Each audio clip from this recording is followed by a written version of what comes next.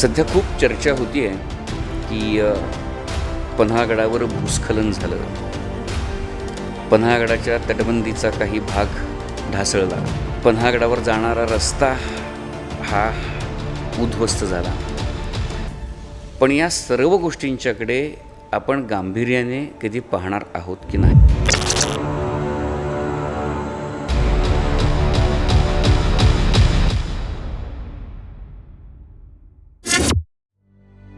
किल्ले पन्हाळगड इतिहासातील एक महत्त्वाचं पान, ज्या गडावरती शिवरायांच्या काळामध्ये खूप महत्त्वाच्या घडामोडी घडल्या आणि ज्या घडामोडी घडल्या त्यांचा साक्षीदार असा हा पन्हाळगड.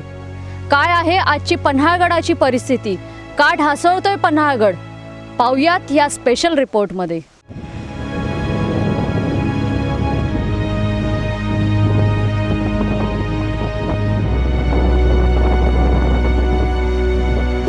स्वराज्याचा इतिहास सांगणाऱ्या किल्ल्यांचा आपल्याला विसर पडतोय, त्यामुळे आज हा इतिहास जाणून घेणे गरजेचे बनले आहे. महाराष्ट्राच्या इतिहासात अनन्यसाधारण महत्त्व असलेला किल्ला म्हणजे किल्ले पन्हाळगड. वेगवेगळ्या काळात 2 वेळा राजधानीचा मान मिळालेला हा किल्ला.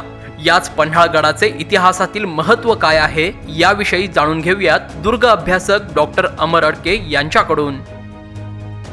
महाराष्ट्राचं दुर्ग हे वैभव आहे.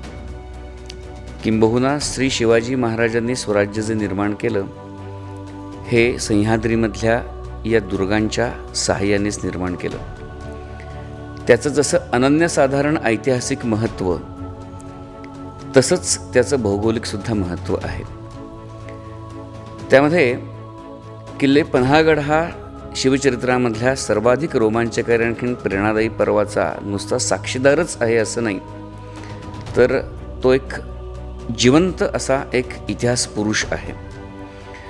श्री शिवाजी महाराजांची किल्ले पन्हाळगडावरून सुटका आणि पुढचा पावनखिंडीचा संग्राम हा एक भाग अवघ्या महाराष्ट्राला गेली किमान 3.5 शतकांच्या पेक्षा अधिक काळ प्रेरणा देणारा हा एक मोठा प्रेरणेचा प्रसंग आहे.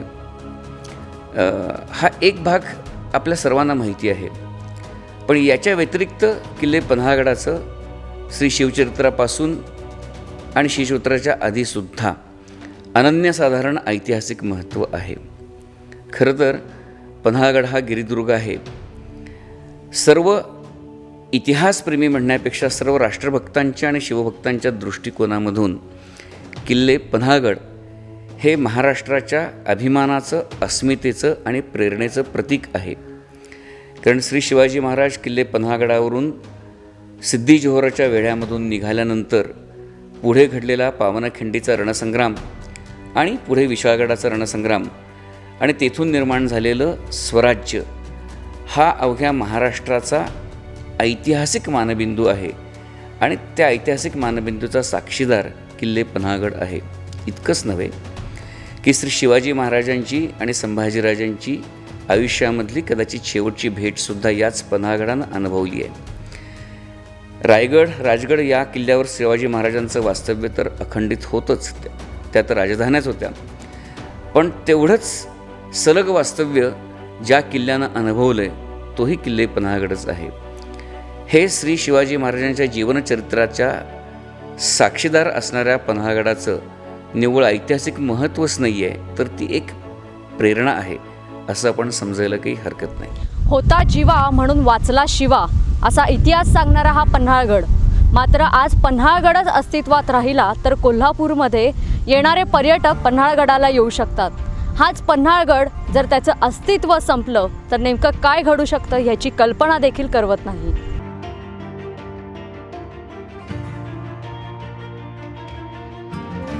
पन्हाळगड अनेक वीरांच्या पराक्रमाची साक्ष पटवून देतो. त्यांच्या पराक्रमाची गाथा सांगणाऱ्या पन्हाळगडाची नेमकी बांधणी कशी झाली आणि कधी झाली असावी, तसेच पन्हाळगडावर कोणकोणती स्थापत्यकलेची वैशिष्ट्ये दिसून येतात याविषयी सविस्तर माहिती देत आहेत दुर्ग अभ्यासक डॉक्टर अमर अडके. किल्ले पन्हाळगड खरं तर याचं मूळ नाव पन्नगालय असं त्याचं नाव आहे. पन्हाळगडाच्या स्थापनेचा किंवा पन्हाळगडाच्या बांधणीचा जो इतिहास आहे तो किमान 2 सहस्त्रक पाठीमागे जातो. पण साधारणपणे ऐतिहासिक वास्तवाचा जर विचार केला तर शिलाहार राजा भोज याच्या कारकिर्दीमध्ये पन्हाळ्याची प्राथमिक बांधणी जी आहे ती साधारणपणे इसवी सनाच्या 1196 नंतर ते 1205च्या दरम्यान झाली. हे ऐतिहासिक पुरावे उपलब्ध आहेत. त्याच्यानंतर किंवा त्याच्याही पूर्वी अनेक सत्ता ज्या भारतामध्ये महाराष्ट्रामध्ये नांदल्या त्या सर्व सत्तांच्या स्थापत्याचे अनेक अवशेष किंवा अनेक संस्कार किल्ले पन्हाळगडावर आपल्याला पाहायला मिळतात. कारण पन्हाळगड हा काही सर्वस्वी एकाच कालावधीमध्ये राजवटीमध्ये बांधला अशातला काही भाग नाही आहे. पण मूलतः पन्हाळगड हा गिरिदुर्ग आहे. आज जरी आपण सहजपणे वाहनांमधून बसून जरी पन्हाळगडावर फेरफटका मारू शकत असलो तरी साधारणपणे शिवकालापर्यंत आणि शिवकालाच्या नंतरसुद्धा किमान 2 शतकं हा किल्ला हा दुर्गम गिरिदुर्ग याच सदरामध्ये गणला जात होता. ब्रिटिशांनी ज्यावेळेला या किल्ल्याचे काही अवशेष उद्ध्वस्त केले तेव्हापासून या आजच्या रहदारीची किंवा आजच्या रस्त्यांची ही सुरुवात झाली. पण पन्हाळगड हा पूर्वीपासून नागरिकांच्या रहिवासाचं स्थान आहे हेही तितकंच खरं आहे. पन्हाळगडाचं स्थापत्य हा एक अद्वितीय नमुना आहे. त्याच्यामध्ये भारतामध्ये आणि महाराष्ट्रामध्ये नांदलेल्या सर्व सत्तांचे संस्कार हा शब्द मी अत्यंत विचारपूर्वक वापरतो. पन्हाळगडाची तटबंदी, पन्हाळगडाचे बुरुज, पन्हाळगडाची सगळी द्वारं म्हणजे पश्चिम द्वार म्हणजे 3 दरवाजा असेल, पूर्वेकडचा भाग म्हणजे 4 दरवाजा असेल, उत्तरेकडचं द्वार म्हणजे ज्याला आपण वाघ दरवाजा म्हणतो. आणि ही सगळी तटबंदी काही ठिकाणी दुहेरी तटबंदी आहे, काही ठिकाणी नाळयुक्त तटबंदी आहे. हे सगळं पन्हाळगडाचं स्थापत्य हा निव्वळ ऐतिहासिक ठेवा नसून हा आपल्या गत इतिहासाचा एक आरसा आहे. याची पुनर्निर्मिती करायचं असं जर म्हटलं तरी देखील आपल्याला सांप्रत कालामध्ये शक्य नाही आहे. या स्थापत्याची काही वैशिष्ट्ये असतात. ती सर्वच्या सर्व वैशिष्ट्य म्हणजे तटबंदीच्या बांधणीची वैशिष्ट्य, महाद्वाराच्या बांधणीची वैशिष्ट्य, बुरुजांच्या बांधणीची वैशिष्ट्य आणि त्याचबरोबर पन्हाळगडाच्या प्राकारामध्ये असणाऱ्या अनेक प्रकारच्या ज्या इमारती आहेत, मग ते धान्याचं कोठार असेल, सदरे महालासारखी निवास अधिक राजसदरीची वास्तू असेल, अशा सर्व प्रकारच्या वास्तूंचं एक अतिशय उत्तम प्रेरणास्थळ किंवा स्थापत्यस्थळ हे किल्ले पन्हाळगडावर आपल्याला पाहायला मिळतं. त्याच्यामध्ये मग विजयनगरसारखी किंवा ज्याला आपण आजकाल अंधारबाव म्हणतो त्या प्रकारची एक वेगळ्या प्रकारची पाण्याचा स्रोत असणारी, आता आपण विहीरच म्हणू त्याला, पण त्या इमारतीची काही गोष्ट वेगळी आहे. इतकंच नव्हे तर पन्हाळ्याच्या स्थापत्यामध्ये जेव्हा दगडांची बांधकामं एकमेकांच्यावर दगडं ठेवून आणि मध्ये सांधणारं साहित्य ज्याला आपण म्हणतो चुनेगच्ची असेल किंवा काय असेल अशा प्रकारचं न वापरण्याच्या काळाच्या आधीची काही बांधकामं म्हणजे ज्याला आपण पाराशर गुहा म्हणतो की ज्याला केव्ज म्हणतात, अशा प्रकारची बांधकामं की जी इसवी सनापूर्वीच्या कालखंडापर्यंत पोहोचतात, अशा प्रकारची म्हणजे या सर्व गोष्टींचा मतितार्थ इतका आहे की किमान 2500 वर्षांपूर्वीपासूनचं भारतीय स्थापत्याचं एक वेगळं एकमेवाद्वितीय असं स्थळ म्हणून सुद्धा आपल्याला पन्हाळगडाकडे पाहावं लागेल. हा त्याच्यातला महत्त्वाचा भाग आहे.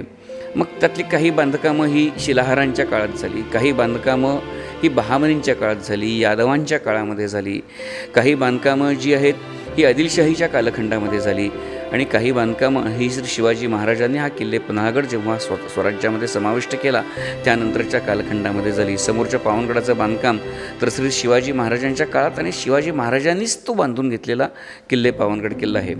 अशी इतकी स्थापत्याची वैशिष्ट्य असणारा जो किल्ला आहे तो आज का ढासळतोय किंवा त्याची बांधकामं आज इतक्या पद्धतीने उद्ध्वस्त का होत आहेत याचा अत्यंत गांभीर्यानं विचार करण्याची वेळ या गेल्या काही दिवसातल्या महापुरांनी आणखीन त्यांना पणाची जी काही क्षती झाली आहे त्यानिमित्ताने आली आहे एवढं मात्र नक्की आहे.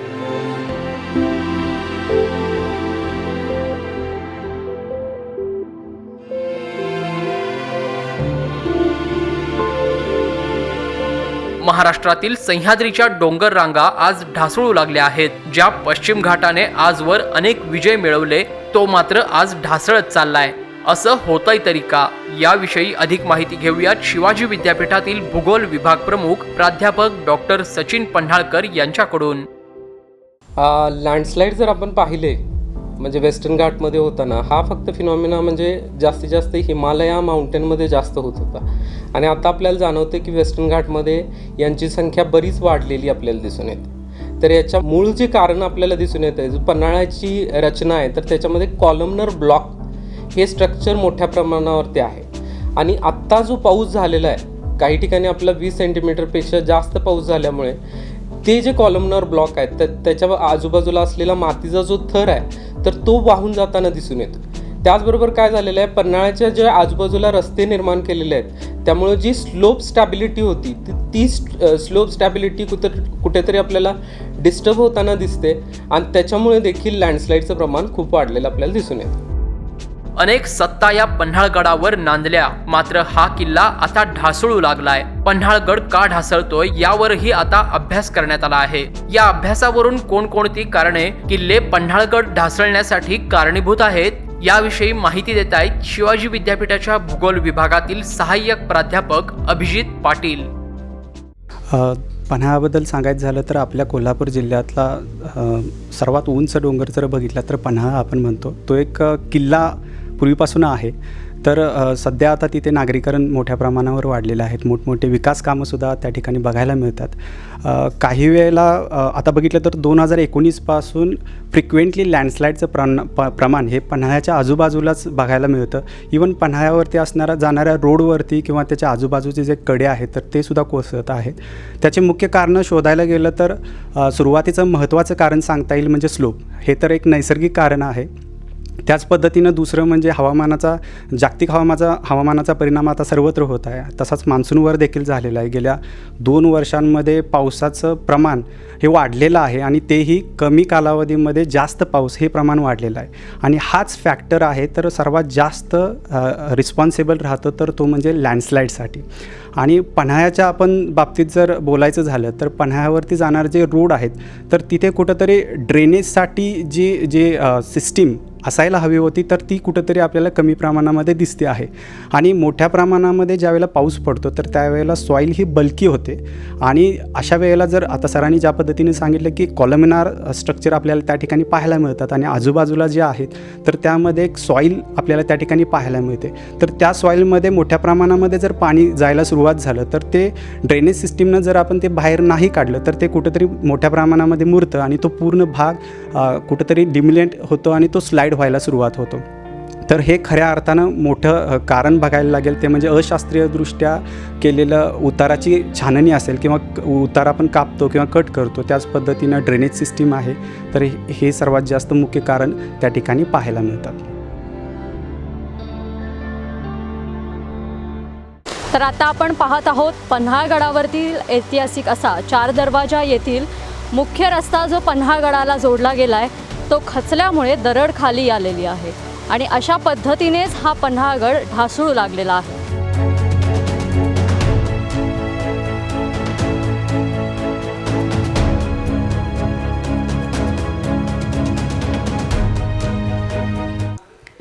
किल्ले पन्हाळगड हे निव्वळ निसर्गरम्य स्थळ नाही.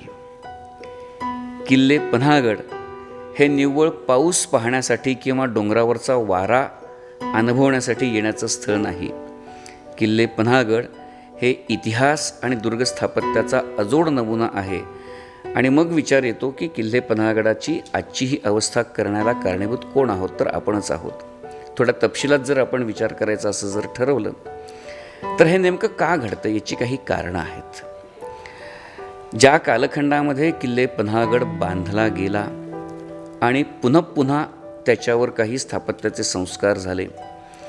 श्री शिवाजी महाराजांच्या कालखंडामध्ये त्याच्या काही भागाची पुनर्बांधणी ज्या शास्त्रोक्त पद्धतीनं झाली हे सर्व स्थापत्याचे आणि त्याच्या बांधणीचे जे काही शास्त्रीय विचार आहेत त्यांच्याकडे आपण अत्यंत डोळेझाक करतो आहोत किंवा अत्यंत आपण कानाडोळा करत आहोत. म्हणजे काय की जेव्हा एखादा किल्ला त्या कालावधीमध्ये बांधला गेला तेव्हा त्या परिसरामध्ये पडणारा पाऊस, त्या पावसाचं पाणी, तिथे असणारी हवा, तिथे असणारी वनस्पतींची लागवड या सर्व गोष्टींचा निसर्गाच्या दृष्टिकोनामधून विचार करून आणि त्या प्रकारच्याच साधनांचा अवलंब करून चिरकाल टिकणारी अशी बांधकामं शास्त्रोक्त विचार करून की जो निसर्गपूरक आहे ती बांधली गेलेली असतात. म्हणजे नेमकं काय की कसं असतं की एखादा किल्ला जेव्हा आपण बांधतो तेव्हा त्या किल्ल्याची काही विशिष्ट अंग असतात. उदाहरणार्थ संरक्षणासाठी तटबंदी असते, त्या तटबंदीमधून आत आणि बाहेर येण्यासाठी दरवाजे असतात. काहीला महाद्वार म्हणतात, काहीला चोर दरवाजे म्हणतात. त्या तटबंदीमध्ये काही विशिष्ट प्रकारची रचना असते की ज्याला जंग्या म्हणतात. तटबंदीच्या आतल्या बाजूला चर्या म्हणतात. हे शब्द जरी बोजड वाटले तर देखील हे सगळे शास्त्रीय शब्द आहेत. काय असतं की जेव्हा एखाद्या किल्ल्याची तटबंदी असते तेव्हा त्या तटबंदीला पडणाऱ्या पावसापासून कोणत्याही प्रकारचा धोका निर्माण होऊ नये म्हणून आत साचलेलं पाणी बाहेर जाण्याची विशिष्ट रचना असते. तटबंदीवर 3 प्रकारच्या गोष्टी असतात. एकाला म्हणायचं मारगिरीच्या जंग्या. त्या मारगिरीच्या जंग्या म्हणजे कसं की शत्रूवर आघात करण्यासाठी आवश्यक असणाऱ्या लहान मोठ्या ज्या तोफा असतात त्या तटबंदीवर ठेवून त्याला विशिष्ट दिशा देण्याचं काम करणाऱ्या काही जंग्या असतात किंवा काही छिद्र असतात किंवा काही विशिष्ट दगडी रचना असते. त्या जंग्या आपण केव्हाच नामशेष करून टाकल्यात. एखाद दुसरी शिल्लक असेल तर ती असेल.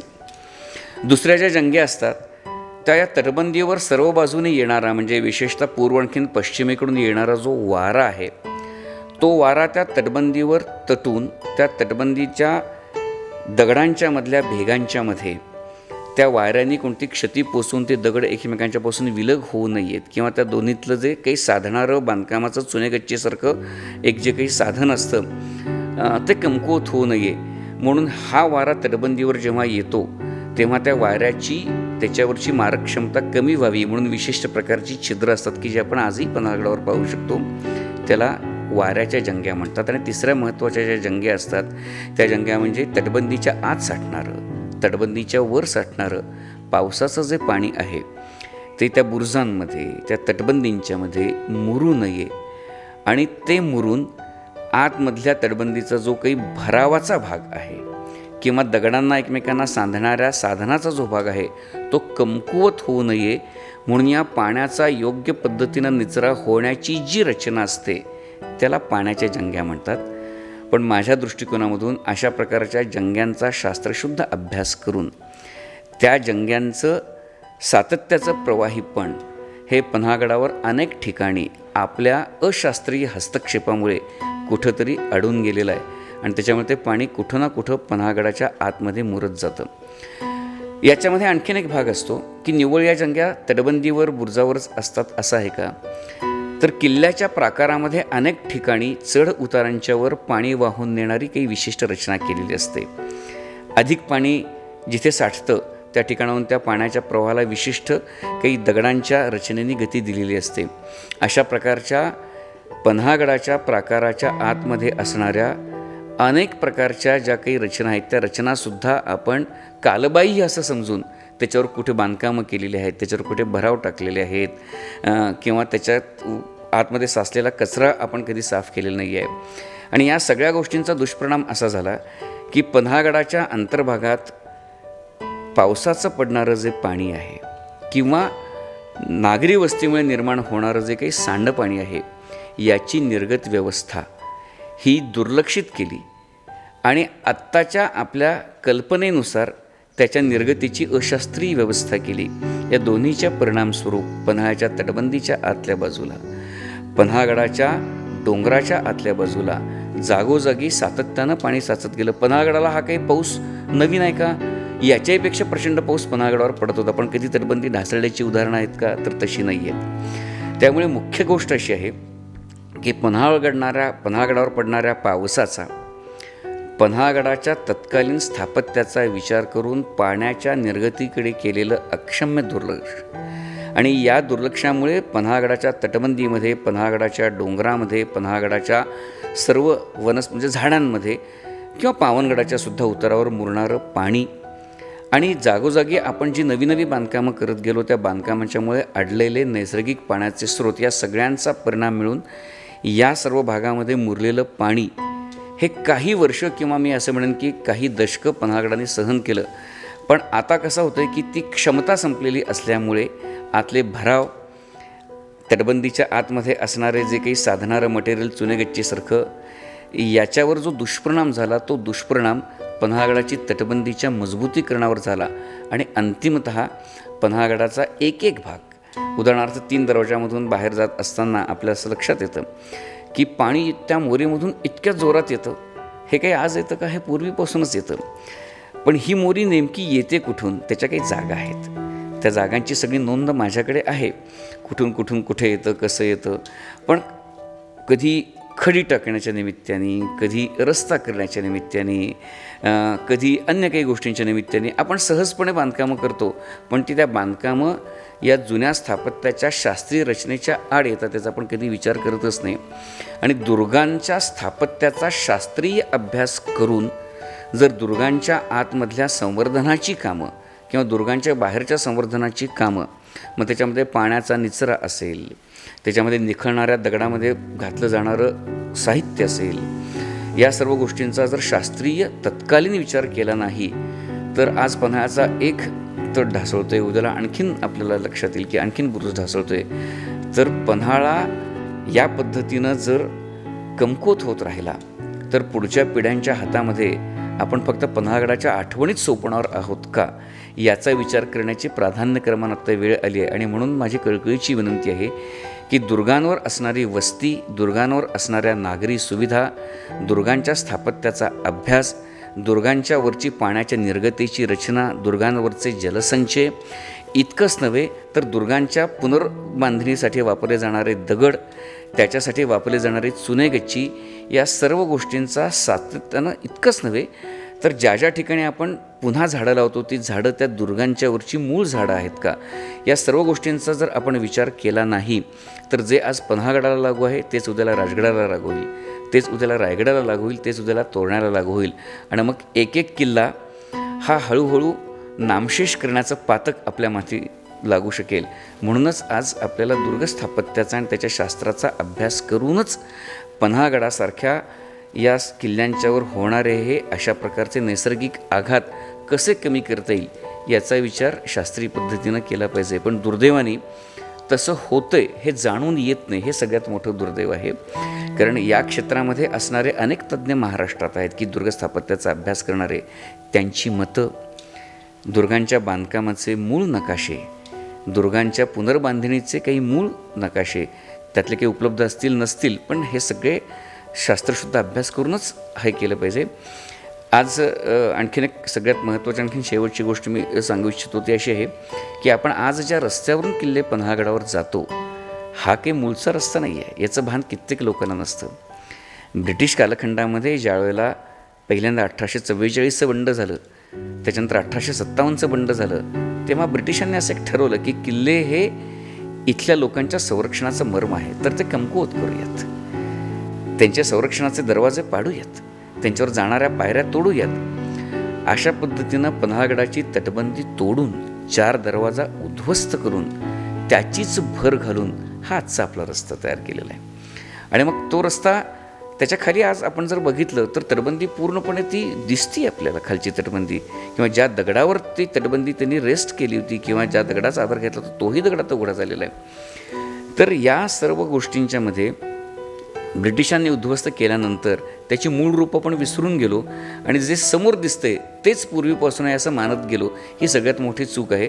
त्यामुळे आज ज्या दिशेने पन्हाळगडाचा दरवाजा आत जातो 4 दरवाजाच्या बाजूने, ही रचनाच पूर्ण बदलल्याशिवाय मग तुम्ही कितीही भर घाला, कितीही आधुनिक साधनांचा वापर करा, कितीही तो खडक फोडून त्याच्यामध्ये तुम्ही केलं तरी देखील पावनगडाच्या बाजूने आणि पन्हाळगडाच्या वरच्या अंगाने येणाऱ्या पाण्याच्या स्रोतांचं प्रवाही पण जोपर्यंत आपण कमी करणं बंद करत नाही, ते तसंच ठेवत नाही, तोपर्यंत पन्हाळगडावर होणारे आघात, मानवी आघात हे असेच राहतील आणि पन्हाळगड कमकुवत होत राहील, हे नक्की आहे. शुभस्य शीघ्रम, कारण 1 सप्टेंबर पासून होणार लोकमान्यच्या सर्व ठेव योजनांच्या व्याजदरांमध्ये कपात. तेव्हा आजच्या शुभ मुहूर्तावर गुंतवणूक करा आणि मिळवा अधिक व्याजदर. अधिक माहितीसाठी लोकमान्यच्या नजीकच्या शाखेस भेट द्या किंवा कॉल करा 1800-212-4050 वर. आपले विश्वासू लोकमान्य. नियम अटी लागू.